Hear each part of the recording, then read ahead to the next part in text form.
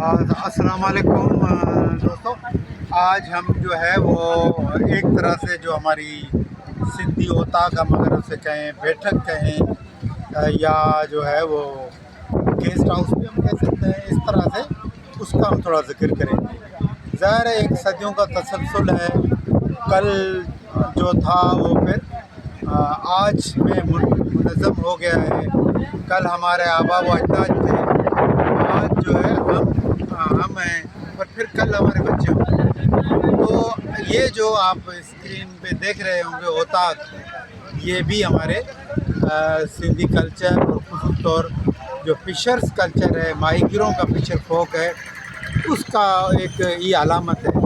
اور کسی قسم کی اوطاقیں جو ہیں وہ آپ کے علم میں بھی ہوگا کہ ہمارے جو ہے گاؤں میں، دیہاتوں میں یہ چیزیں موجود ہوتی ہیں، اور ہم اگر کراچی میں کہیں تو بھی ہمیں کہیں نہ کہیں اس طرح کی جو چیزیں مل جاتی ہیں۔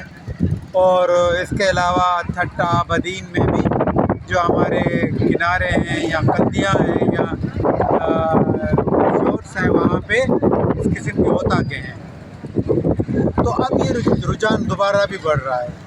آپ ابراہیم حیدری میں آئیں گے تو آپ کو اس قسم کی اوطاق جو ہے وہ ملے گی، جہاں لوگ بیٹھتے ہیں، بات کرتے ہیں، چائے پیتے ہیں اور اپنے اپنے ایشوز پر بات کرتے ہیں، پھر ان کو ان کا حل بھی بتاتے ہیں۔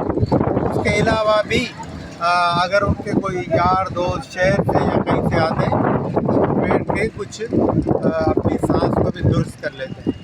تو آج جو ہے ہم ابراہیم حیدری کے اس کنارے پر جھیٹی پر ہیں، اور ہم آپ سے مخاطب ہیں اور آپ کو یہ دکھا رہے ہیں کہ اس کی ایک اہمیت ہے۔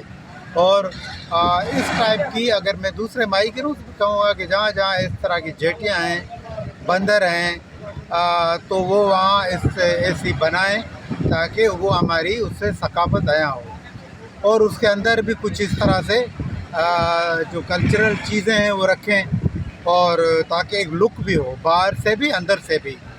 تو ان چیزوں کو پروموٹ کرنے کی ضرورت ہے، دوبارہ سے اپنی چیزوں کو زندہ جاوید کرنے کی ضرورت ہے۔ لوگوں کی وہ جو کچہریاں، وہ جو باتیں ہوتی ہیں، اس کو پھر دہرانے کی ضرورت ہے۔